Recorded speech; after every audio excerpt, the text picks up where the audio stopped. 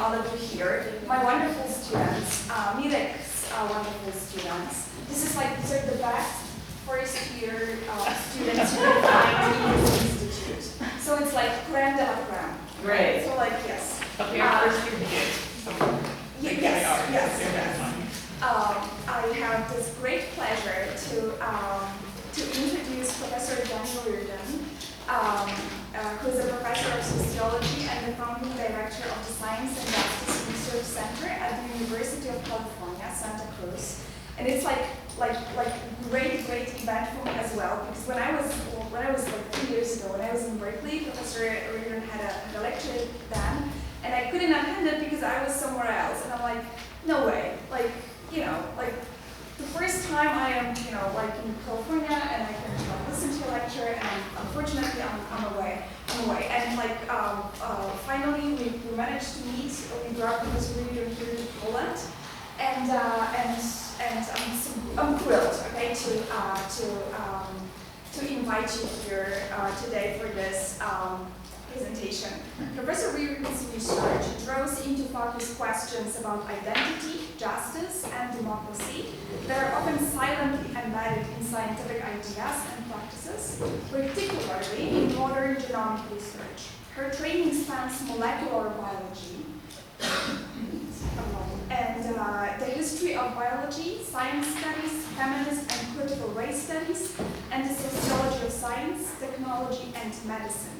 She's the author of Race to the Finish, right? That's the cover on your left. Race to the Finish, Identity and Governance in an Age of Genomics, and the Postgenomic Condition, Ethics, Justice, Knowledge After the Genome.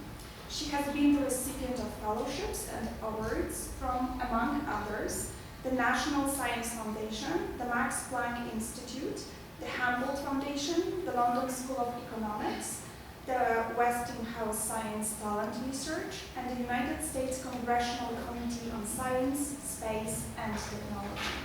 We also know that Professor Reardon loves to bike. She's not going to talk about biking, unfortunately, today. She was planning to bring her bike to Warsaw, but guess what?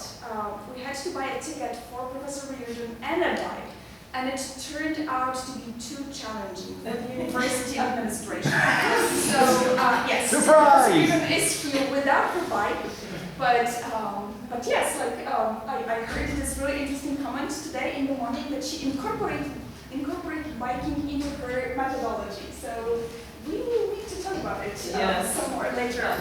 So please, let's meet Professor Reardon. Well, it's a huge pleasure to be here. It's been a while in the making, I think like 2 or 3 years actually. And it's wonderful to finally be here, and I look forward to the discussion with you later. So the talk that I'm giving is called Thank God for the Absence of Hope. Don't give up though. And asking awkward questions about science, race, and truth. So I want to start with a kind of sobering reflection, but as I was coming over to Germany in the middle of May, this was what was happening in the United States. There was shootings in Buffalo, New York, in which 13 people were injured and 10 people died, most of whom were African American. It was targeted shooting. It was intended to kill African Americans. And in the 180-page document that was posted on Google, genomics and ideas about intelligence were cited as one of the justifications for the shootings. And you know, there's been this. The work I'll be presenting to you today, I started working on like 25 years ago, but I decided to return to it when Trump got elected because it was my assumption that claims about genetics and race would increase, and they did, unfortunately. And unfortunately, we're also seeing that connected with the loss of life. So in this particular incident, you know, the scientists involved had a typical response, which is that they said that they were misunderstood. They had carefully put up FAQs, frequently asked questions, I don't know if you have this in Poland, how to interpret their work. Don't use it to justify shooting people, for example. But of course, that's not, as you are a literature student, you know that's not how interpretation works. You don't get the rule book and then that's what people do with it. So in my lecture today, I'm going to be asking us to think about whether or not this misunderstanding of science, this framework of pseudoscience, needs to be put in the dustbin of history, actually, as it is, whether or not it's really helping us. And so I would, the research that was cited particularly was the use of something called, I won't go into the details, but genome-wide association studies. Basically get a lot of DNA from a lot of people and then correlate it with lots of things. And they were correlating it with educational attainment. So how many years of school did someone go to? And they tried to say this is not supposed to be used for discriminatory purposes, but why would you be surprised? They say it's a complete and total distortion. Well, is it? Is this really a complete and total distortion? Was it really misunderstood? And there's a whole history of this, which professors here in your department are experts in, of how a long history of genetics and genomics leading to, there's actually a slide I made for this past lecture, so not just health inequalities, but also denying people lives. And I'm going to come back to the health inequalities in a minute, but genomics is a comparative science. You don't just get a genetic material from me and then you can find something out. You want it from me and all of you, and then we compare it. And that's how genetics and genomics has always worked as a comparative science.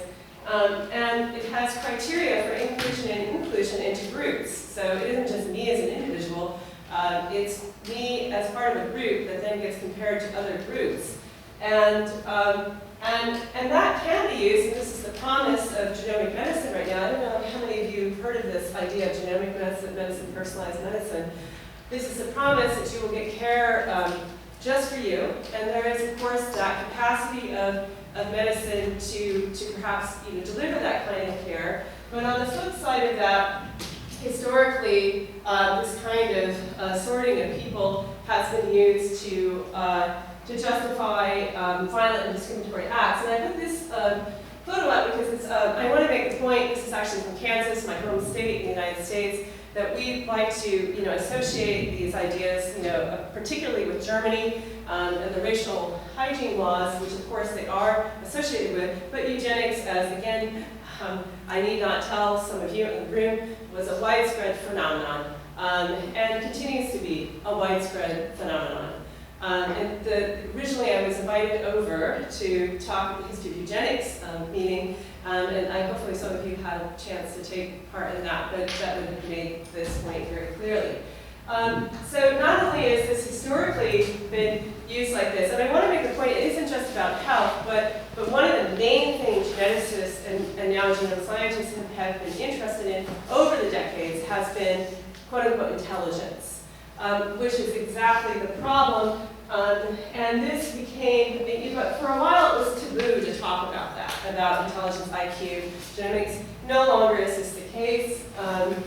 This appeared in the New York Times in the United States in 2018. This is a Harvard genome scientist who argued the American public needs to get its head out of the sand, literally using that metaphor of head in sand, and realize that there are differences between races, what we call races, and not only that, but that it can be linked to intelligence. And up until that point, I have not seen anyone dare to go into that claim about IQ, that intelligence has all been about medical reasons for why you should make these differences.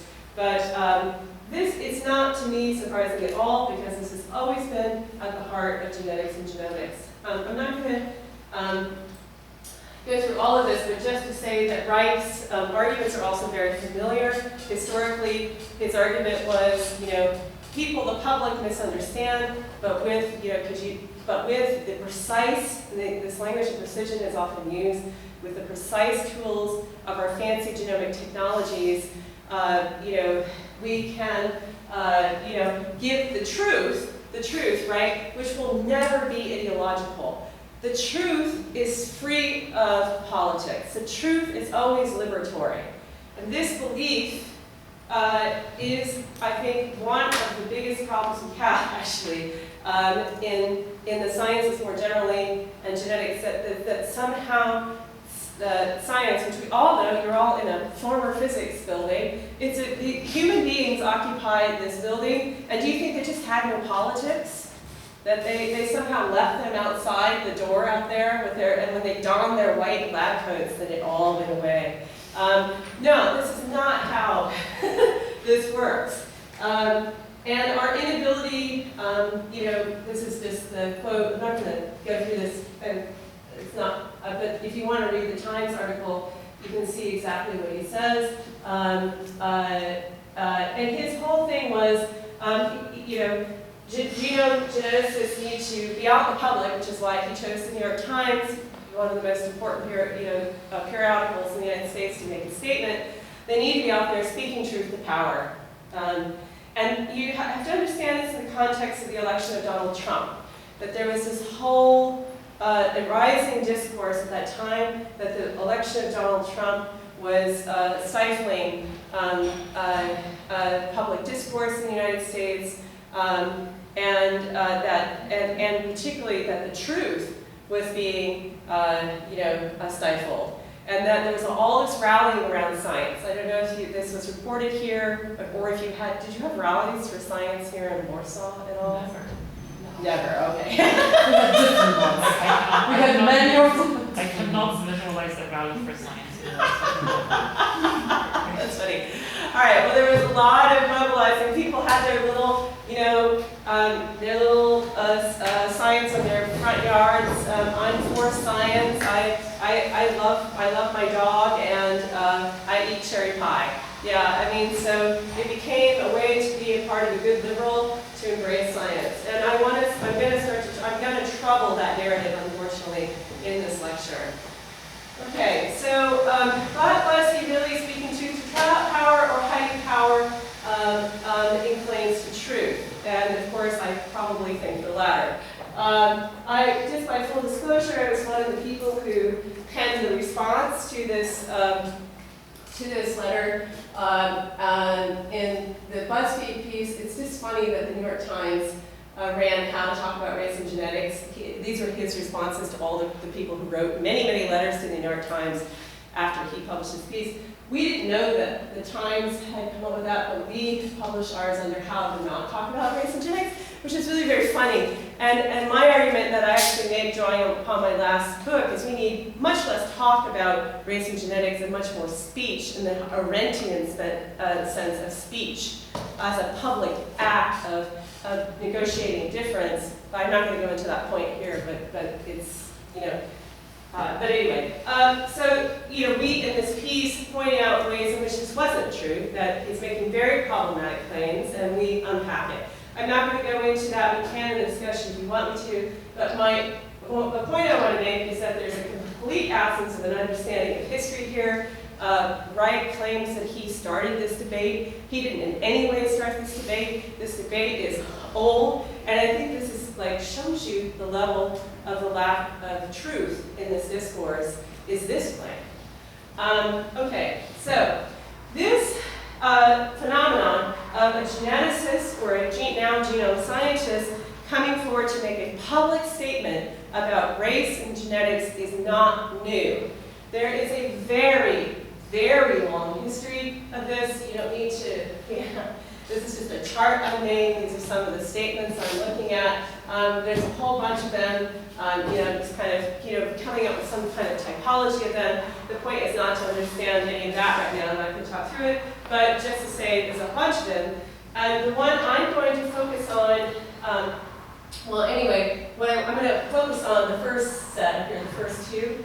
But the question I want to ask is what accounts for this proliferation of statements? Expert, that term is used a lot, and precise, with their precise truths and data they want offered, that is repeated over and over history. What accounts for this? And my hypothesis, because I started out in scientists, here are my questions. What are these about? What are they doing? Not just what do they say, but what do they do? How do they act? How do statements act, which you might be learning in your literature classes is kind of Foucauldian, Michel Foucault's notions. I don't know if you teach this at all. Mm-hmm. Yes. Yes. Okay, all right. About statements as actors. Yeah. So is this really just truth speaking back to power? And so the first one, this question about what are they doing is really the most important question, I think, to think about here. So what accounts for them and why are we seeing them?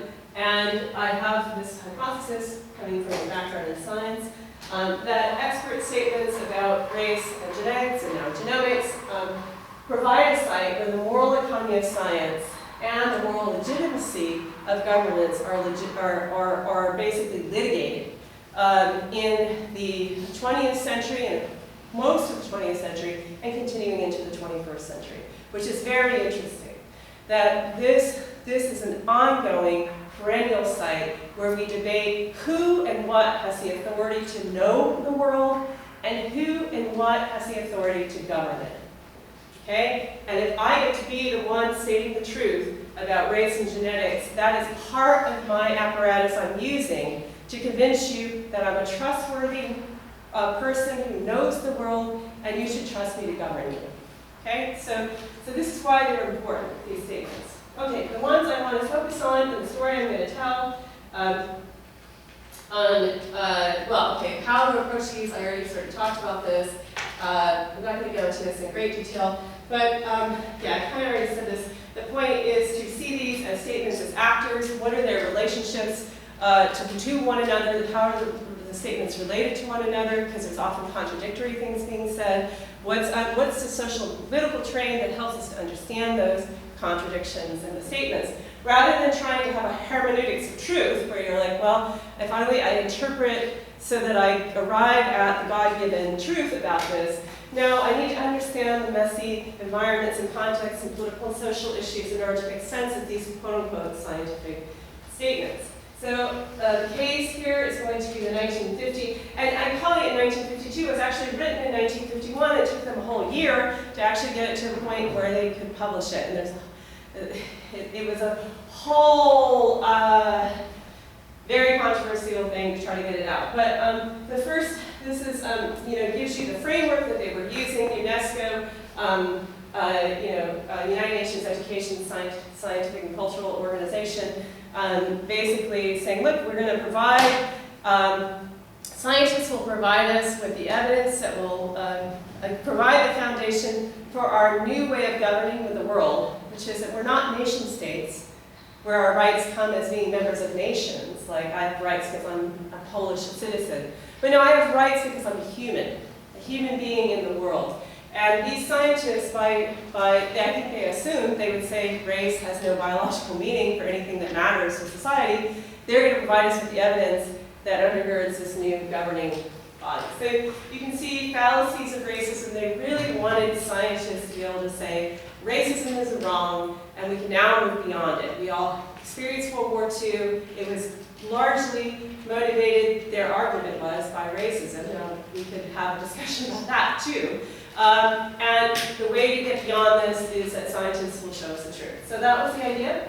Okay, so that's my case. My empirical sources are, I've been doing a deep dive into the UNESCO archives where they kept all these letters that scientists sent to themselves between 1948 and 1952 about this trying to write an expert statement on race. They thought they'd only do it once, because scientists were supposed to agree and write a statement. The very idea that they have two tells you that something went wrong. And the fact that there's nearly 1,000 letters tells you that there's a lot that they were getting into it over. And these letters are kind of amazing. They're written on this very thin rice paper that they had back then, when people sent things through the post and it was expensive to send, and so you had the thinnest of paper possible. Anyway, so the 1,000 letters are really only like that thick, so it's kind of amazing. I feel badly a little bit by flipping through them. They haven't digitized them yet for whatever reason. So yeah, I feel privileged to have us be able to read these letters. They're amazing. So okay, so yes. So to properly interpret these texts, we need to know their context. What did they come with, which is the literal meaning of context. So I'm going to give you kind of 5 different backgrounds you need to understand in order to understand what these statements say. The first, let me just give you a preview that they were hoping that scientists would say all humans are basically alike at the genetic level, and no traits that we associate as being important, like intelligence, can be distinguished amongst races. Well, they did publish that statement, and then it became very controversial. Okay, so I'll go into some of those details. But what are the contexts for this? The first one, of course, is the rise of eugenics and racial hygiene, which didn't begin with Nazi Germany, but has a long history prior to that. But of course, the experience of the rise of the NS Party, the National Socialist People's Party in Germany, that rise of Hitler actually caused a lot of concern in Central and Southeastern Europe. And as you'll see, a lot of scientists, some were working in Poland actually, were very concerned about the rise of Hitler and the racial hygiene theories. And then this law that was passed in Germany. So Germany, well, I think what was distinctive about it is that it had the most developed set of laws, and it actually implemented the plan much more effectively and efficiently than anywhere else. And as you probably all know, tragically, millions of people lost their lives. This is not, and I like to describe this concept of race and its association with genetics as the physicist's atomic bomb. Although in fact this concept killed more people than the atomic bomb. So anyway, so this is the background. But it's important to realize it's supported by scientists all over, including in the UK and the United States. Okay, and in the context of this, intellectuals and scientists in Central and Southeast Europe lead this opposition to German race theory, and in particular, I put up the picture of Ignaz Solzhenitsyn, which I'm really curious if anybody knows who this person is, because I'm wanting to find out more about them. They worked in Warsaw in the 1930s as a radiologist, which is interesting. They were also a Lamarckian, which means they believed that the environment shaped the hereditary material and can be passed on. Just like me being exposed to radiation in this room, for example, right now, could change my DNA and then it would be passed on to another generation. And so Solzhenitsyn was a radiologist, and radiation was being used at that time as an experimental tool in genetics. But very early on, he was very concerned about, although he was also a eugenicist, which is interesting, but he was concerned particularly about the racial hygiene theories in Germany. He mobilized a bunch of people. He collaborated with Franz Boas, who is what may be known to some of you as one of the founders, or maybe the founder of cultural anthropology, arguing for culture, not biology, was shaping things like intelligence. So he goes to New York in the 1920s and works with Boas, and he has 2 meetings with the Pope because it turns out that the Catholic Church was a good ally because they were against sterilization, which was one of the tools that eugenicists wanted to use and racial hygiene theorists wanted to use, and so the Vatican ends up being an ally. And also Czechoslovakia was a source of real support for this. So the then Czech president, who was a liberal at the time, Solzhenitsyn asked him to take up the question of the scientific validity of racial theories. And the Czech president does do this. And the foreign minister of Czechoslovakia brings this to the predecessor of the United Nations, the League of Nations, and asks whether or not the Institute for Intellectual Cooperation with the League of Nations, which is the predecessor of UNESCO, would take up this question. And in his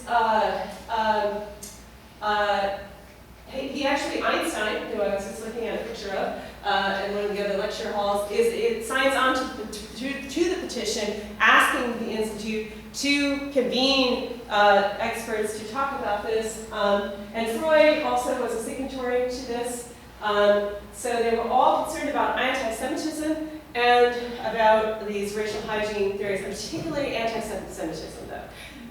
So not a kind of more broader, as I mentioned, they are eugenicists. So you know, progressive and then not progressive.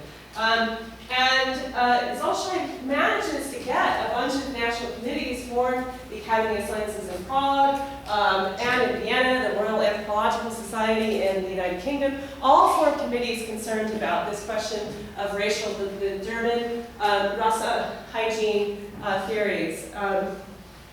Okay, so the British policy of appeasement interferes with this, and the League refuses to take it up.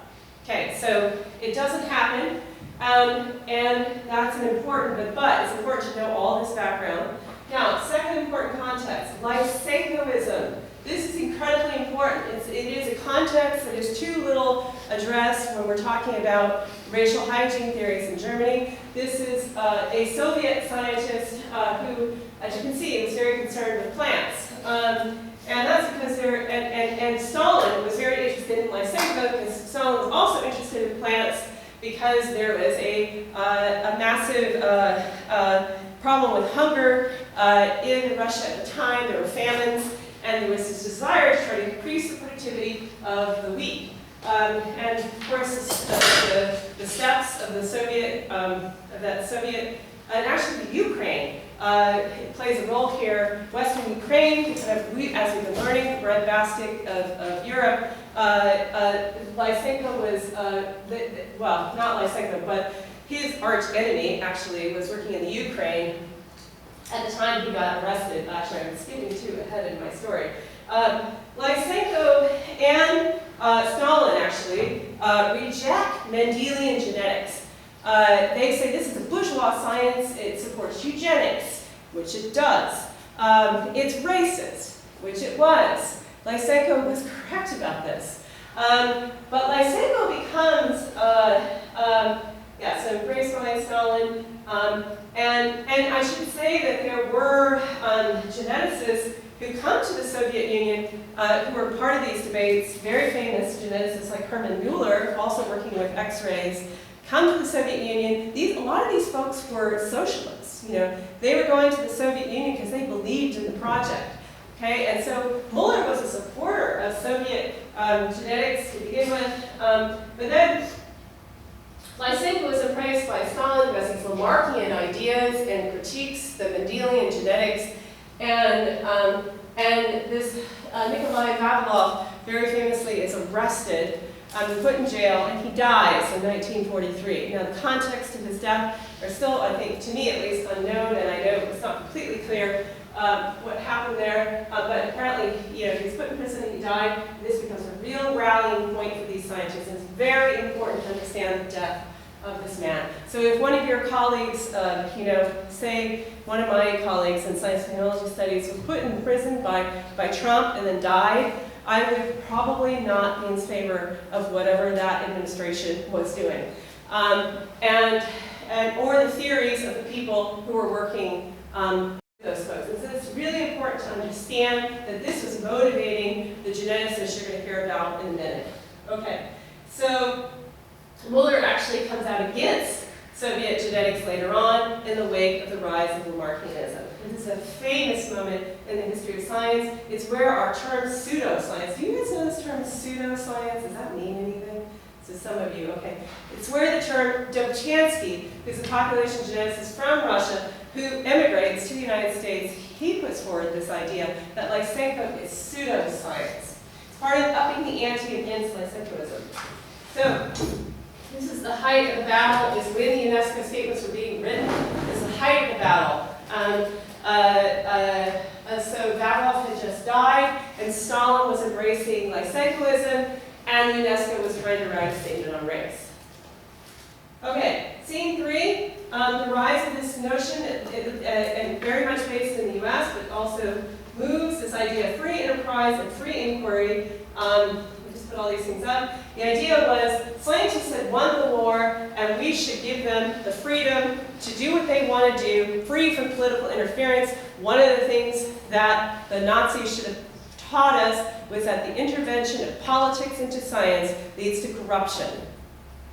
That's a really important point. That was what folks took out of the experience that what the German geneticists and anthropologists were doing was bad science, was pseudoscience, and it was a result of politics coming into the science. So therefore, the post-World War II institutions we build is going to give, like Einstein in particular got his own building, right? So Einstein comes to the United States, comes to Princeton, they create the Princeton Institute of Advanced Study, and famously, President Roosevelt wanted to have dinner with Einstein, but the head of the institute wouldn't put the phone call through, because that's politics, you know, and we're protecting our scientists from any politics. So no, you can't have dinner with Einstein, President Roosevelt. Okay, that just gives you an idea. Free enterprise, free inquiry, and so scientists were given the right to govern themselves. Scene 4, the Cold War, really important, and colonialism. This is James Baldwin. Many African American intellectuals come to Europe, and you know, the Soviets were calling out American racism at this time. And so it's not like, you know, UNESCO and it's like, you know, it's claiming to fight racism, but people were calling them out saying, wait, but you're like colonial powers. How is this not like also a form of racism? So the National Association for the Advancement of Colored People, the NAACP, as well as delegates from the Global South, call out the hypocrisy of the UNESCO's effort to write these statements on race. Okay, so this in particular I think is important from, this is a doctor from Manila, and I think the thing I want to say, you know, millions upon millions of words have been said or printed preaching human rights, international understanding, tolerance, and brotherhood of men, is the fact that many are still obsessed with the ideas that they're inferior and superior races, notwithstanding professions to the contrary. So, even despite what you're saying, this is still happening, and real world democracy cannot be promoted by 1/3 of the people doing the thinking and planning for the remaining 2/3. So they're pointing out the hypocrisy of these anti-racist efforts in the context of continuing colonial structure.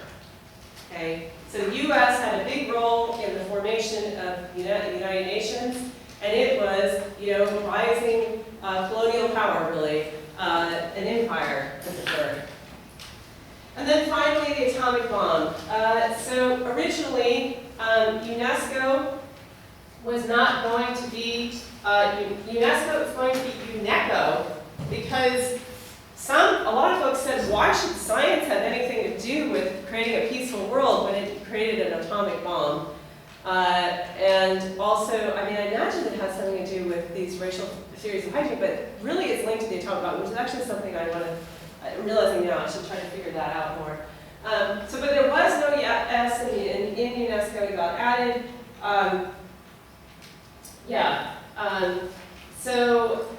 But science continues to occupy this ambiguous position in these efforts.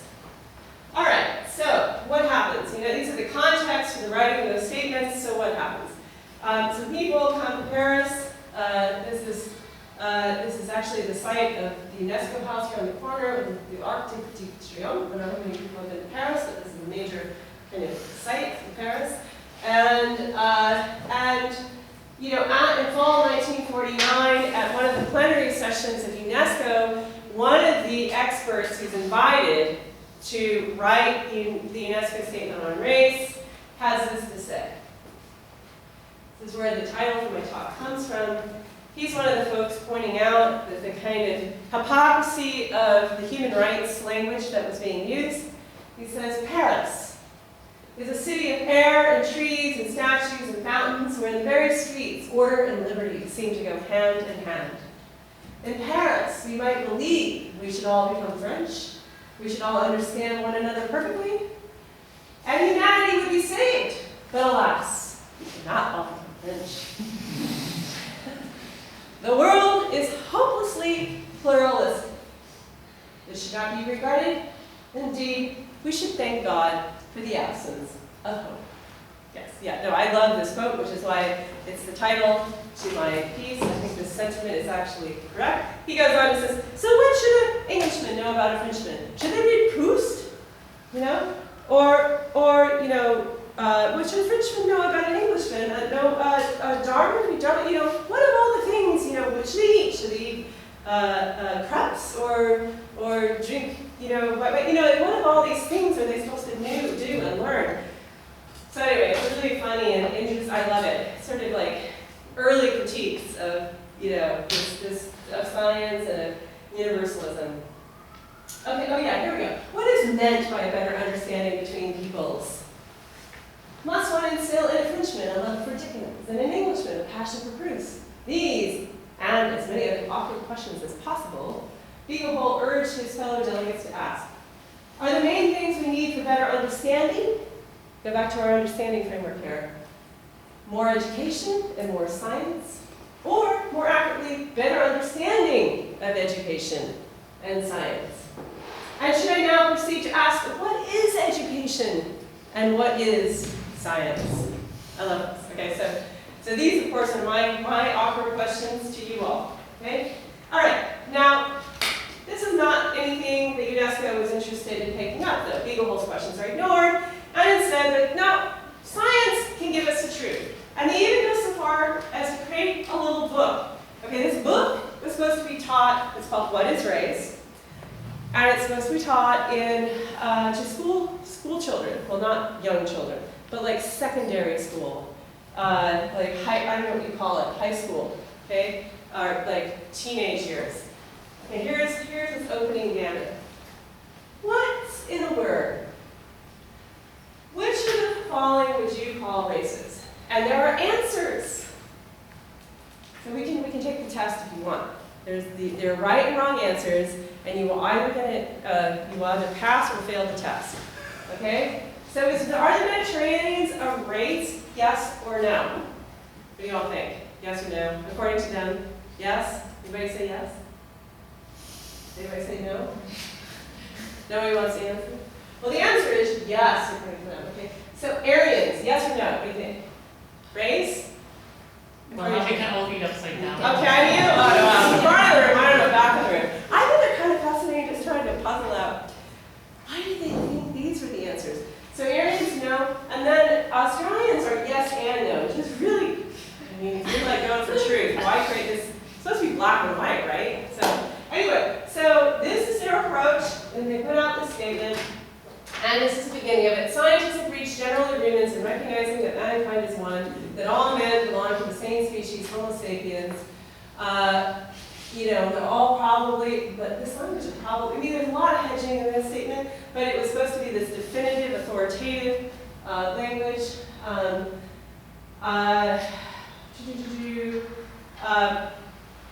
So such genes responsible for hereditary differences between men are always few when compared to the whole genetic constitution of man and to the vast number of genes common to all human beings, regardless of the population to which they belong. Now notice this structure, because I'll come back to it. There's number 1, there's number 2, right? There's number 3, there's number 4, number 5, number 6, and these are all supposed to be the truth about race and genetics.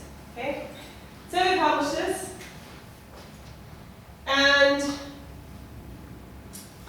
why is it framed like this as the truth? Well, let's go back to context 1.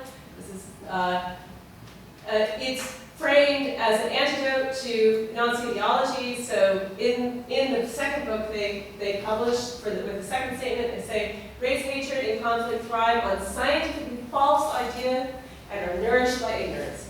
So again, truth against ideology is framing, and it specifically has this Nazi context, NS context in mind. So this Cold War ideology, what I call a Cold War ideology, emerges in which there's truth over ideology. You're probably familiar with this out of the Cold War. And good over evil. You're really into black and white in the Cold War.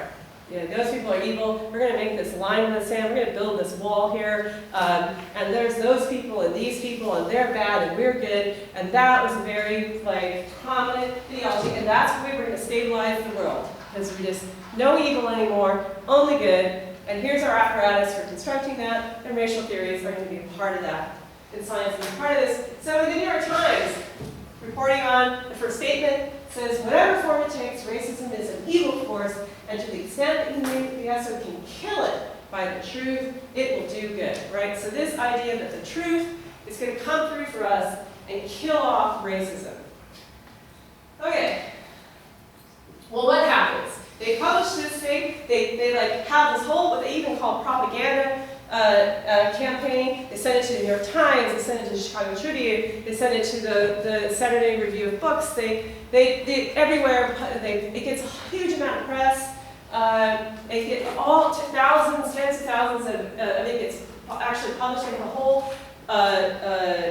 whole, United Nations has a whole apparatus for producing books and pamphlets, and they produce the film. I mean, there's a huge production around this thing.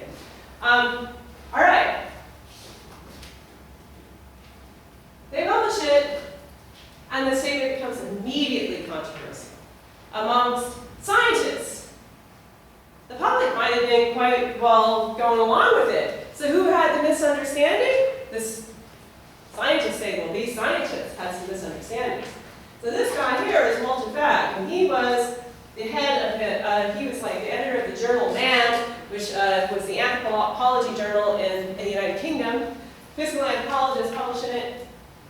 And he writes in the Times of London, and he had to wait to get his piece published because what else is happening in July of 1950? Very important historical event, at least in the UK and the United States, is the start of the Korean War. So, the Korean War, which is like one of the opening gambits of the Cold War for the US, is happening. But they had to wait a little while. I think this thing came out at the beginning of July, this gets published July 25th. And so he was the Secretary of the Royal Anthropological Institute. And he was particularly upset, and the scientists were particularly upset about the claims about intelligence. That you could not make distinctions between races based on intelligence, or that is just plain wrong, or we may not have the data now, but in the future we'll have the data that shows this. So you should not be making this statement because you could be proven wrong later. So, Julian Huxley, first Secretary General of the UNESCO, also President of the Eugenics Society, interestingly enough, and he says in a letter to Mitraud, Alpha Mitraud, who was heading up separating UNESCO to write these statements, he writes on February 23rd, 1951, the social scientists' ideas that there are no mental differences between races were, quote, colored by wishful thinking. In 1941, just to give you a sense of where this nice humanist who heads UNESCO, who thinks there could be one idea of science that will bring all human beings together, is coming from, he writes in The Man in the Modern World, 1941, the lowest strata, allegedly less well endowed genetically, are reproducing relatively too fast. Therefore, birth control methods must be taught them. They must not have too easy access to relief or hospital treatment. So this, I just want to make a point about how people get denied health care through claims about genetics.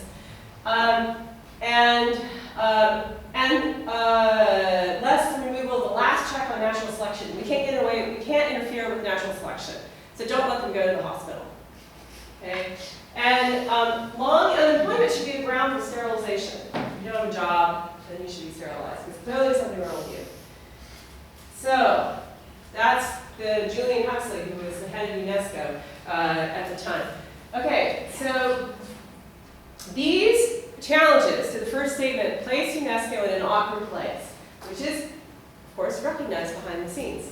So this is Robert Angel, who's the acting head of the UNESCO Division of Social Sciences in UNESCO, which was the division responsible for these statements, to Edward Lawson, who was the head of the UN Division of Human Rights in April 19, 1950. We are in a difficult situation. The Director General would like to have the statement modified in certain particulars in order to make it more effective as a document to go out to the educated public. The group of experts, as you recall, delegated to Dr. Ashley Montague, who was trained by Boas, by the way, the responsibility of approving any minor changes that might be made. Dr. Montague does not feel that he can depart from the original text under this mandate, and even the advisors to the Director General are inclined to feel that it is a serious matter to modify a statement prepared by a group of scientific experts. Because it was supposed to be the truth, right? So what are the modifications supposed to be about? So, okay, so here's Monroe, and he is the person who's responsible for dealing with this mess. He actually comes in after the first statement is written. He didn't have anything to do with writing the first statement. The person, Arthur Ramos, who was actually from Brazil, this is an interesting part of this issue coming from the Global South. There's a whole story about the politics between Global North and Global South happening here, which I was telling you about. That context is important.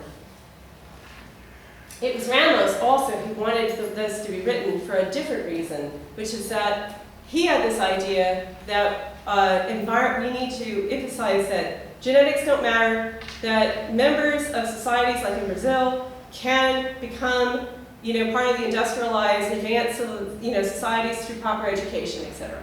They're not limited by genetics. Okay, but he dies, and this fellow, Monroe, comes in, and he says, okay, what we're going to do is we're going to bring in a second group of experts.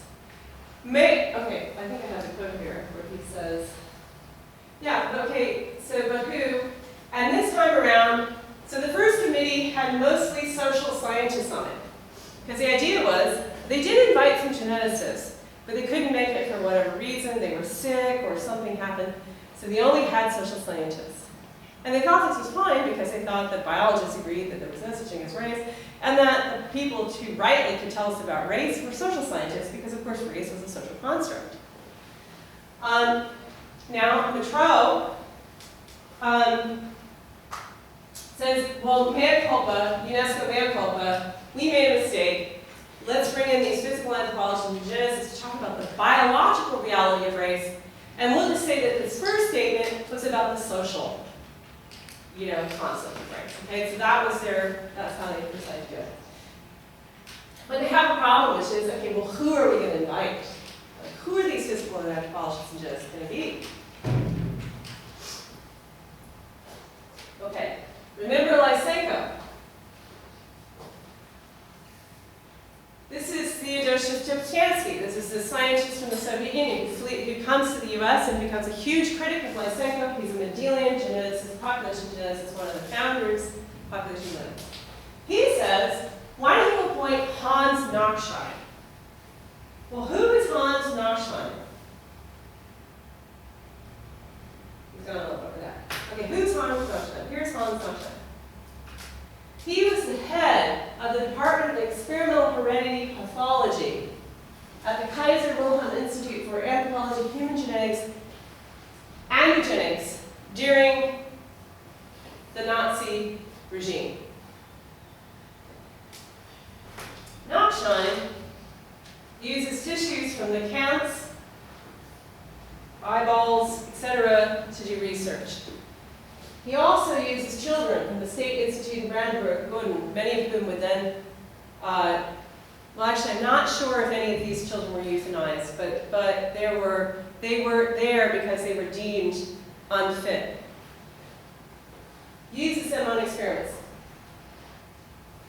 Now remember, context one. Why are we writing the UNESCO statements on race? Yes, Nazi Germany, right, and their racial theories. Why are we inviting one of the principal architects of the racial hygiene theories and laws of Nazi Germany to be on the committee that writes the response to that. We're supposed to be opposing that. This is what I discovered in the archive. I wouldn't have been doing this work had I not discovered these letters. I'm like reading along. I knew that there were the debates amongst the British and the US, whatever. And then I get to these letters. I'm like, what? I didn't know about this controversy. And this has not been, I don't know if anybody's actually written about these particular letters or even, I mean, because there's, as I said, there was 1,000 letters. You would have had to read all of them, right? It was known that Nachschheim was appointed to the committee. But what comes next, I'm not sure how well it is known. How does Nachschheim get appointed? Context 2. Remember context 1? Now context 2. Because Nachschheim was considered a warrior against Lysenkoism. He steps down from his professorship in 1949, right in these UNESCO statements being put together, from his position in eugenics at the Humboldt. He says, I'm against Lysenkoism, I'm giving up my job. He goes to, interestingly enough, the Freie University in Berlin, the Free University in Berlin, right? So he becomes a hero, and that's how he is described. Nachschheim is a courageous anti-communist. This is Muller to Alfred Sturdivant, also another famous geneticist who was also asked to comment on the UNESCO statements, April 15, 1952. Now, through Nachschheim, this is the part that I'm not sure is very well known at all. Now, Nachschheim was not a member of the Nazi Party, but all the rest of these folks were. So through Nachschheim, you know, the first time around, they published the statement, and then they get critiqued. They're like, we're not going to get burned the second time around.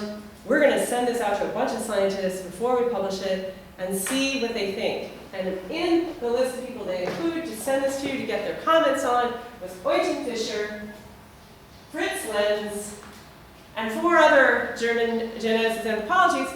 Well, these 2 folks, when Hitler was in prison and writing Mein Kampf, he was given the book written by Fischer and Lenz about eugenics, and these shape his writing about eugenics. So these folks are central. They're not just peripheral. They're not people we can say were like, you know, unfortunately involved, right? They were actually very central to this. So, what do they say? Hans Reinert, director of the Anthropological Institute at Kiel University, also one of the scientists who, you know, did a lot of work deciding, you know, because in Germany you didn't want to be identified as Jewish, and so, but people like Reinert would take your measurements and decide if you were, and here's what he has to say. In defense of prohibiting marriages, so the other thing the UNESCO statement did say was that there's no problem with miscegenation. And that was the other thing that these scientists were opposed to. So he says, in defense of prohibiting, and I did think about whether or not to include this, but I think it's important that you understand the level of what I'm talking about here. That's why I'm including it. In other talks I didn't include it, and now I decided, no, you probably need to know something, and you don't need to be subjected to all of it, but you need to know something. In defense of prohibiting marriages between persons of different races, I should like to ask which of the gentlemen who signed the statement would be prepared to marry his daughter to an Australian Aboriginal, for example. So we clearly just outright racist statement. Okay? If it is true that all races have the same innate capacity for intellectual development, as the statement claims, in RE.92, remember, like 1, 2, 3, 4, 5, 6, 8. If that's true, then why is it that so far only members of the white race have built up scientific knowledge? I mean, it's astounding, this kind of level of, you know, racism here. All right. So, but, here we go. So now, they don't stop at this. It's not only that they write this, it's that they claim to represent pure science and the truth. And the other folks are the Nazis. Even though these folks were actual members of the Nazi Party, they accuse Matraud, you know, who's like trying to console widely of being a Nazi. And this is Eugen Fischer. I recall the National Socialists' notorious attempts to establish certain doctrines as the only correct conclusions to be drawn from research on race, and their suppression of any contrary opinion, as well as the Soviet governments, this is context 1 and context 2, claim on behalf of Lysenko's theory of heredity and its condemnations of Mendel's teaching. The President's statement likewise puts forward certain scientific doctrines as the only correct ones, and quite obviously expects them to receive general endorsement. So he's likening UNESCO to Stalin and to Hitler. So, Metro. Response. I think no letter's done. I didn't put down the exact letter here, but I do not want to be accused of using Nazi and communist methods when I'm endeavoring to apply the democratic principles of consultation. Do they think that Nazis would have asked their opinion to examine and pass judgment on a document before publishing it? I have always wanted to be a good European, and I was one of the first ones to reach my hand to my German colleagues. Of course, they are entitled to their ideas about race, scientific freedom, but I do not think it is fair to accuse us of anti-democratic procedure. Oh yeah, here we go. Matrona Naksha, actually. Yeah. So, Matrona said about this that he threatens to create a whole special section of the statement. Here are the German racist theories over here, if you'd like to read them, and here are the rest. But he doesn't. In the end, all of these views appear in the book, just equal weighted. Here are just all the views. And you know, we're all part of the Republic of Science, and they switch to a different notion of truth. Like, well, truth comes out of all the having to be able to be all of this out in the open, all these different views, and science progresses eventually through considering all these different views. Okay, so that's what they come to, but it's very awkward. So what accounts for the proliferation of expert statements about race and genomics? So let's come back to my original questions to wrap up there. So we've gone through this. How do we answer these questions? What are they about? What are they doing? And is this really true, speaking back to power? Okay, so at this point, they are about the politics of the Cold War, centrally, and probably most importantly. A field that had come under threat, the Mendelian genetics was a field that had come under threat in the 1930s with the rise of NS race theories, and this was understood by Dobzhansky, who was a Soviet scientist, as well as these other scientists, Huxley, Dunn, others. They understood it. They understood they needed a response. They understood that the association of their theories with Nazism was going to discredit them. That's where the whole idea of the statements came from. In the beginning, was to shore up the legitimacy of Mendelian genetics. It had much more to do with this than with any desire to get rid of racism throughout the world. And Stalinism and Lysenkoism and the Cold War quickly eclipsed the concern about Hitler and National Socialism. Communism, not racism, becomes the primary real threat, and this whole rise of the defense of truth against ideology notion becomes strong. It is still strong. The question I want to leave you with is, what are the limits of what I would call a Judeo-Christian Cold War moral economy of genetics and genomics, where we assert, like Wright did, that there's a truth about race and genetics, and where genome scientists or geneticists are the privileged ones who have not possessed that truth because of their precise knowledge, and that the truth will be revealed. And literally, this is another story you could ask me about. There's a reason why I say a good book. It has to do with how David Wright responded to our statement. I'm not going to say that right now. What does this preclude? Critical and open dialogues, critical elements of both good science and democratic policies require critical and open dialogues.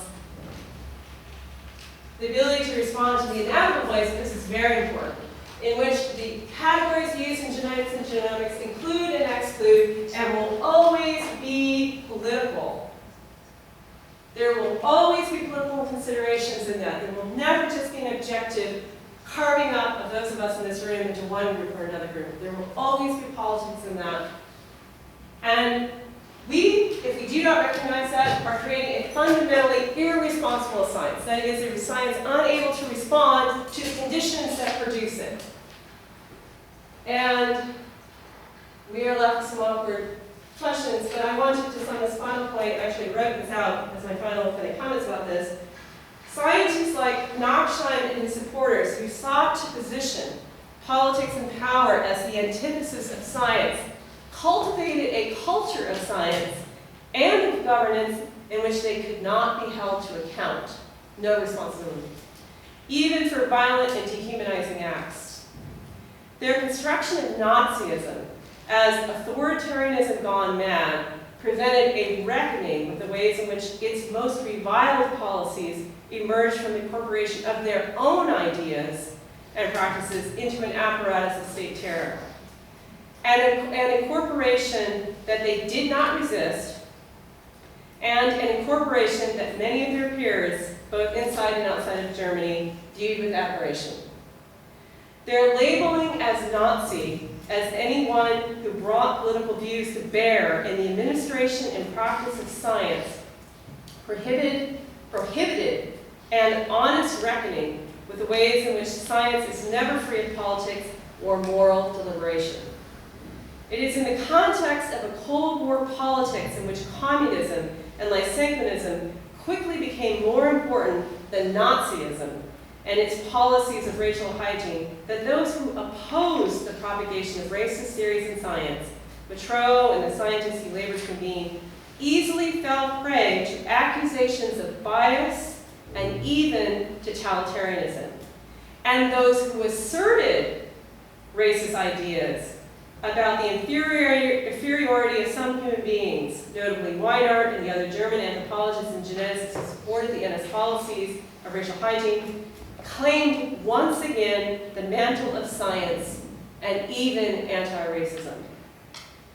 In the wake of World War II, it is understandable and even inspiring that anyone, that scientists, political leaders in the West placed hope in science as a practice that would help human beings transcend their differences and to live together in peace. However, by denying the political content of science, they undermined their own trustworthiness. In the context of these denials, the invocation of democratic processes like Matroh, I'm just consulting, of consultation of diverse representation had no standing. Indeed, these types of invocations could be construed as hypocritical and even anti-science. Science became a rhetoric, a political football in an increasingly cynical and deceptive Cold War politics. German anthropologists and geneticists mobilized these Cold War tactics to establish their credibility, and it worked. Many scientists celebrated Nachshine for stepping down from his position at Humboldt to oppose Lysenkoism, which had become equated with ideology of the worst sort, political meddling in science. The Cold War witnessed an entrenchment of the view that there is no place for politics in science. This meant that there was no way to discuss the ways in which politics inevitably is a part of science, and no accountability for the form these politics took. Under these conditions, racist and colonialist politics of science could and did proliferate. If there's anything that the UNESCO episode makes clear, it is that trustworthy science requires that we render transparent its moral economies and how these economies are variously constructed over time and space. To merely assert that one embraces science without rendering transparent the entangled moral, political, and epistemic practices that constitute it is to deny the possibility of ongoing debate and contestation over the proper means and ends of the socially powerful acts of constructing knowledge. This rallies around science into ideological acts, and it makes them vulnerable to appropriation by racists. So we are left with some awkward questions. Should we rally around science? Have we created an irresponsible science? Should geneticists and genome scientists make statements about race?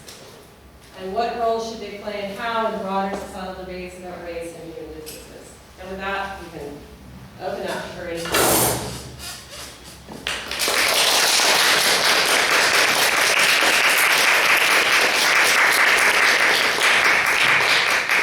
Thank you so much. And yes, I already see we have lots of questions. Anna, if Mira was first. Yes, was first. Yes, first a very quick comment, because I think that beautifully summarized how we polarize science and turn it into like a political bashing event, with both the flaws of Mendelian genetics and lysenkoism as well, which didn't solve the problem that it was there to solve. And we have this obviously on both sides.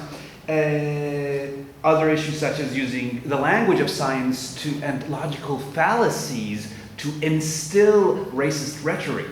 And taking all those things into account, and this is where the question, I think, predominantly lies, do you think that this stresses the significance of Robert Proctor's idea of agnotology? And is the Latourian turn in the humanities something that we really should think about in this context, with how various discourses, various actors, various black boxes limit our understanding of science, or influence our understanding of science, basically turning science into another type of discourse? Yeah. Well, the short answer, yes. I mean, Robert Proctor, whose work I absolutely love, who did some of the really important work on the German geneticists, and early work on the German geneticists and anthropologists. I cite his work in this work. Latour is a completely other, it's funny you put Proctor and Latour next to each other, which I wouldn't have, because Latour is a whole other phenomenon. I mean, because he's coming out of this French tradition, where there's all these theory heads, and he's wanting to be more of an empiricist, and more in line with British empiricism, rather than the grand social theory, which he, rightly, I think, argues. I mean, this is an interesting discussion, though. I mean, he does, in his more recent work, rely on Proctor quite a lot. Does he? Yes, in his post-2010 work, he does quite heavily draw, at moments, on Proctor. Yeah. Especially in the light of the climate crisis, and how the work that Proctor did on cigarettes, amongst other things, is done now by the climate denialists. Yeah, right. Okay, yes, that's true. Right. Latour there's many Latours. Yes. Here I'm thinking mostly about, not about have we ever been modern, but more about the... It's Latour, it was Latour when he was acting more like a French theorist, and not really citing a bunch of people, and now he's much more... He had that switch around 2000. Yeah, he made some switches. He started citing Donna Hart with some women, at that time feminists, which he ignored. And the Singh. Anna Singh, who's now, it's funny. He's a stranger. So I was at this is an interesting little anecdote. I was right before the pandemic started, there was like that period, right, before and after. I was at an event in Berlin, at the Haus der Kulturen, is that right? Yeah, okay. Which was a post-World War II, institution designed to try to liberalize Germany and to bring it into the fold. And it was a discussion about the climate crisis. And there was a German scientist from Brandenburg, where a lot of the climate scientists are, and Latour on the stage. And I won't go into all the details. It was a very funny exchange. But it was all men on the stage, and somebody said, okay, so we're having a discussion about the future of the world and climate change. You're all white men, and then the organizer says, but wait, in 2 months, Anna Singh will be here. So not tokenism at all. I know, it was funny. It's either, and in his talk, Latour had been like, so either it's Anna Singh and Donna Haraway Singh with the trouble, or it's they became the alternative. It's actually, anyway, but Yeah, so I think that, yeah, the importance of, you know, the more this kind of shaking up of these holy grails of how we understand science, of course, is what science studies has done for a long time, and Latour has been important to that, and Proctor has been too. I don't know if I answered that, but. My question is much simpler, and actually it probably is a restatement of what we can see here. So first of all, I referring to what Joanna said at the very beginning, we have mostly first-year students here, and I can see a lot of my students from an introduction to critical theory. So what you have said resonated with our last week's class in critical race theory, and then we did new historicism before that, and obviously Marxism and Foucault's power and knowledge. So it really resonates with what we have been teaching our students in the first year. And my question is, so this is what we teach, but on the other hand, when we read a text by Jaime Lopez on the social construction of race, he has this section on how science refutes the notion of race. Yeah. And I have read it with students many times, and I see that it's very convincing, right, the way that he uses science for. So this is my question: how to use science, because there is hardly anything more convincing than this to students and to people than these hard facts. Yeah. Especially when you talk about precisely climate catastrophe or in Poland we did not have rallies for science, but obviously we did have the debate regarding vaccinations and COVID, and is it real, is it not real, is it just big pharma? And we have a lot of plot conspiracy theories and anti-science discourses that are analogous to what is going on in the States. So this would be my question. Right? Yeah, that's a good how question. to practice to use science, and obviously what you mentioned about the debates, the transparency, the responsibility, the fact that we should examine where and for what reasons experiments are made, results are produced. Right? But like in practice, how to do that precisely in the context of a classroom, for example, of first-year students. Yeah, I think it's where you say it's both and. I'm trying, you know, I started out, as a young person in science, very inspired by science. I'm not willing to give it up, but I think it has to go through this in order for us to for me not to give it up. So I think you have to, I think we need to teach critical literacy about science, where science literacy is not read this textbook on genetics. It's unless you totally rewrote the textbook. Science literacy is where the scientists are open to understanding from the social scientists and humanists, and the social scientists and humanists learn from the scientists, and we don't have these divides, and these divides are legacies. The division between the natural sciences at UNESCO and the social sciences at UNESCO is a product, it's an American product that is also a product of the Cold War. So we have these institutions, these brick and mortar institutions that divide us. And in my life as the director of Science and Justice Research Center, I'm completely devoted to doing institutional change that gets my chemistry professor and my physics professor and my molecular biology professor, together with my history of consciousness professor, my anthropology professor, my philosophy professor, and then their students, to try to find common, what Donna Haraway would talk about as attachment points. How do we become more articulate? If by that I mean, this is an articulation, my forearm to my upper arm, it's a connection. So articulation is about making the connections, about becoming more articulate. It's, like when you're able to connect and not be threatened by the fact that these UNESCO statements on race, they are not to be completely thrown out. Like the Jesse Jackson and civil rights leaders in the United States mobilized them. James Baldwin cites these. He was in Paris at the time. Franklin Frazier, who was the first African-American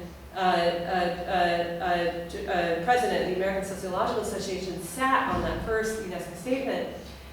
They are important statements that do work I think, though, that they have a limited power if we don't then also allow for there to be space for critique, because they get undermined quickly. They get completely undermined.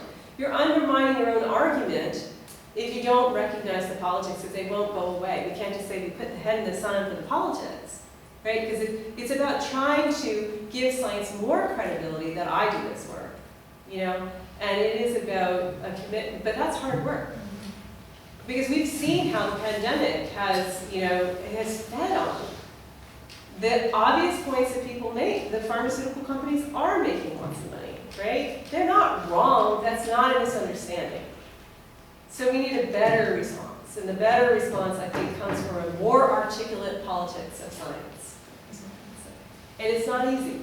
And in the meantime, it's risky, because you're risking the work that these arguments can do in your first year classes.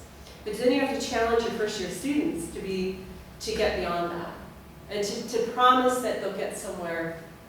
How do you trust? How do you trust?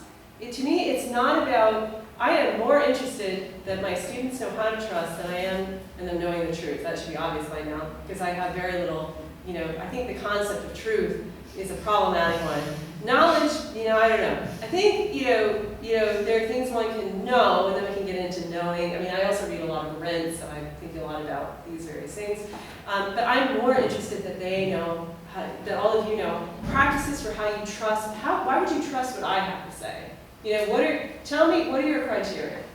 You know, I mean, it shouldn't just be because I showed up from the United States and I'm a professor somewhere, right? So what's the basis of your trust in me? And if you can answer that question, that is more valuable than you walking away with anything I've said today, you know, in my opinion. Yeah.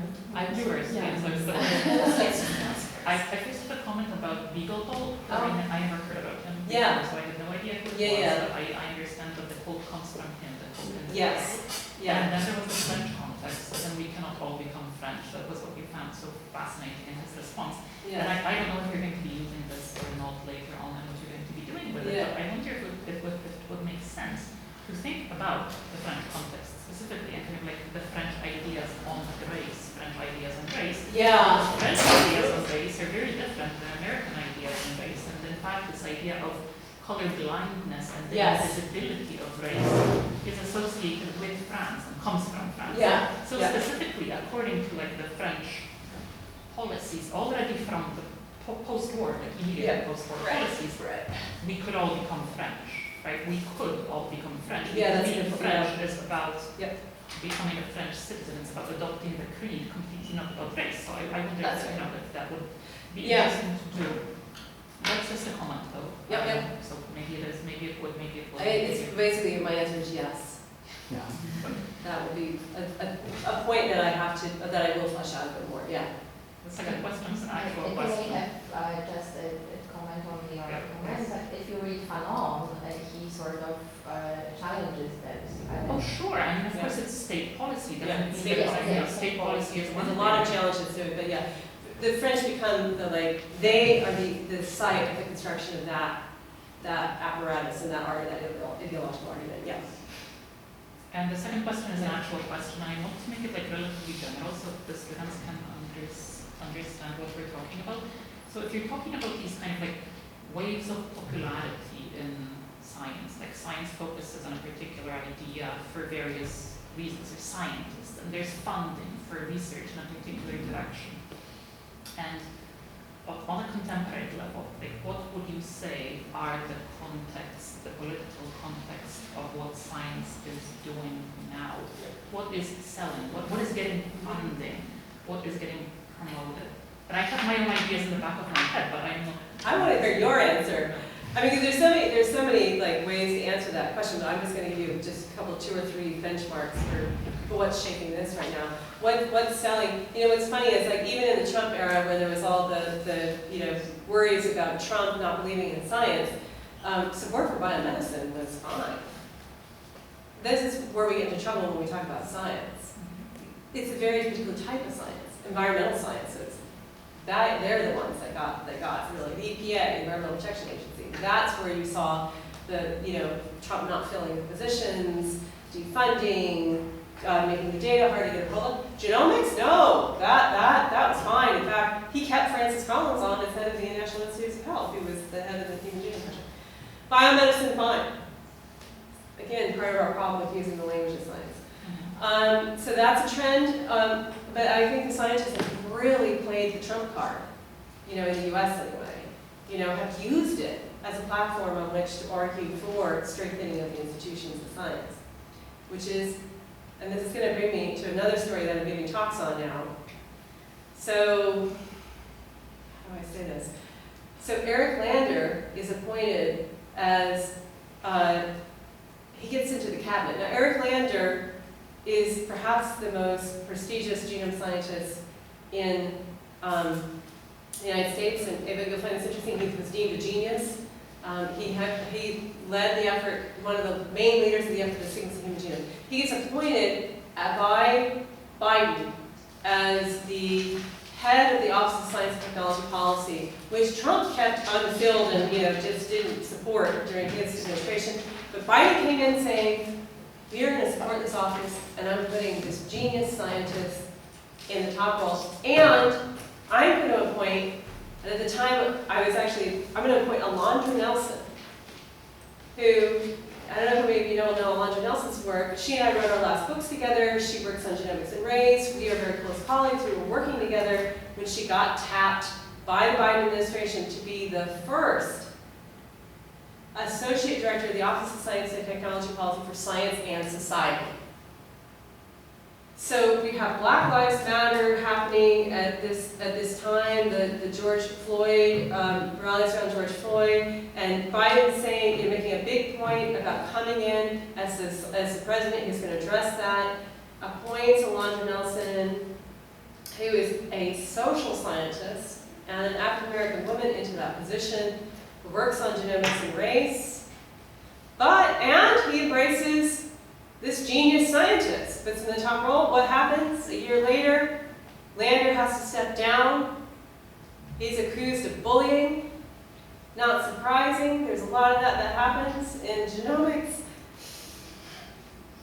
There's some politics in science that wasn't recognized or dealt with. It undermined Biden. It's a great example of what I'm talking about. Now, who directs the Office of Science and Technology Policy? Alondra Nelson. My colleague is now the top science policy. It's like kind of amazing that we're at this point. I cannot believe it, which is why I'm now being asked to do more science policy work than I have before.